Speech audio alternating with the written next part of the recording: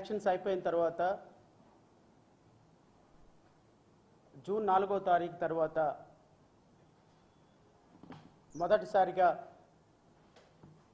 ఈ రాష్ట్ర ప్రజలను ఉద్దేశించి మీడియా సోదరుల ద్వారా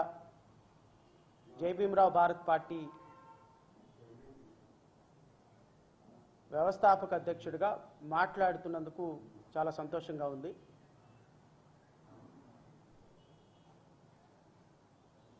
రాష్ట్రంలో జరిగినటువంటి ఎన్నికల్లో మేము పోషించినటువంటి పాత్ర 2019 నుంచి 2024 వరకు ప్రభుత్వం మీద పోరాడిన విధానం, ప్రభుత్వం చేసినటువంటి కొన్ని అప్రజాస్వామిక చర్యల్ని ఖండించిన విధానం, ఎస్పెషల్లీ వ్యక్తిగతంగా గత ప్రభుత్వం చేసినటువంటి కొన్ని అప్రజాస్వామిక చర్యల పట్ల వ్యక్తిగతంగా నేను పోరాటం చేసినటువంటి విధానం ఈ రాష్ట్ర ప్రజలందరికీ కూడా తెలుసు. ఎందుకంటే రాష్ట్ర ప్రజలకి ప్రత్యేకంగా నేను కానీ లేకపోతే నేను చేసిన పోరాటాల గురించి కానీ ప్రభుత్వం మీద పోరాడిన విధానం గురించి కానీ ప్రత్యేకంగా చెప్పనాల్సిన అవసరం లేదు. అయితే చాలా ఆశ్చర్యకరమైనటువంటి ఫలితాలు, బహుశా ప్రతిపక్షం కూడా ఊహించినటువంటి ఫలితాలు, ఇప్పుడు పాలకపక్షం అప్పటి ప్రతిపక్షం ఊహించినటువంటి ఫలితాలు రాష్ట్ర ప్రజలు ఇచ్చినటువంటి తీర్పు ఎలా విశ్లేషించాలో అర్థం కాని అయోమయంలో పడిపోయినటువంటి రాజకీయ పార్టీలు, అఫ్కోర్స్ మాలాంటి వాళ్ళం కూడా, ప్రజా వ్యతిరేకత, ప్రభుత్వ వ్యతిరేకత ఉంది అని తెలుసుకొని ఈ స్థాయిలో ప్రజా వ్యతిరేకత ఉంది, ప్రభుత్వాన్ని విమర్శిస్తున్న, ప్రభుత్వాన్ని ద్వేషిస్తున్నారు ప్రజలు అని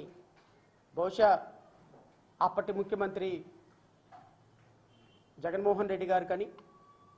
ఇప్పటి ముఖ్యమంత్రి చంద్రబాబు నాయుడు గారు కానీ ఊహించని ఫలితాలు. అయితే నేను మీ ద్వారా రాష్ట్ర ప్రజలకి ఒక విషయం అయితే మాత్రం తెలియజేయాలి. కేవలం ప్రతిపక్షాన్ని 11 సీట్లకే పరిమితం చేసి 164 సీట్లతోటి అత్యున్నతమైనటువంటి మెజారిటీ సాధించినటువంటి ఇప్పుడున్నటువంటి ఎన్డీఏ కూటమి ఒక్క రోజుతోటి ఈ ఫలితాలు రాలేదు అన్న విషయాన్ని మాత్రం గుర్తుపెట్టుకోవాలి. ఎందుకంటే గత ప్రభుత్వం చేసినటువంటి తప్పుల కారణంగా ఒకరోజు ఒక ఇన్సిడెంట్ చూసి 164 సీట్లు మాకు వచ్చినాయి అని ఎన్డీఏ ప్రభుత్వం భావిస్తే మాత్రం అది చాలా తప్పు. ఆ భావనలో నుంచి మీరు ఎంత తొందరగా బయటపడితే అంత మంచిది అనేటువంటి ఒక సూచన మాత్రం నేను చేయదలుచుకున్నా. 2014 సంవత్సరం నుంచి 2019 వరకు పరిపాలించినటువంటి వైఎస్ఆర్సీపీ తెలుగుదేశం ప్రభుత్వం చేసినటువంటి అప్రజాస్వామిక చర్యల కారణంగా, ఈ రాష్ట్రంలో పరిపాలించినటువంటి పరిపాలన కారణంగా 2019లో 151 సీట్లతో అద్భుతమైనటువంటి మెజారిటీ ఇచ్చి వన్ సైడ్ ఎలక్షన్ జరిగి ముఖ్యమంత్రిగా జగన్మోహన్ రెడ్డి గారు ముఖ్యమంత్రిగా ప్రమాణ స్వీకారం చేసిన దగ్గర నుంచి ఇనిషియల్ డేస్లో కొంత పరిపాలన బాగా చేసినప్పటికీ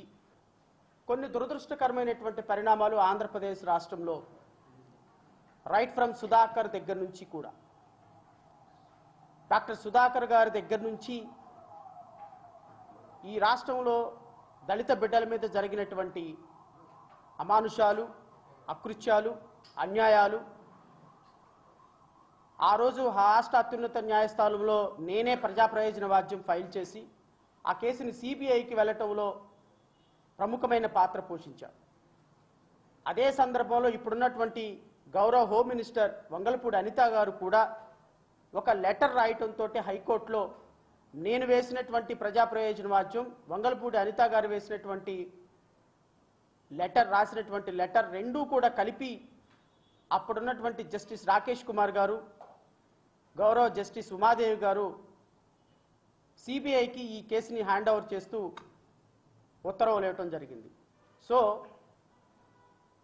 గత ప్రభుత్వం యొక్క తప్పులు 2019 నుంచే వివిధ న్యాయ పోరాటాల ద్వారా,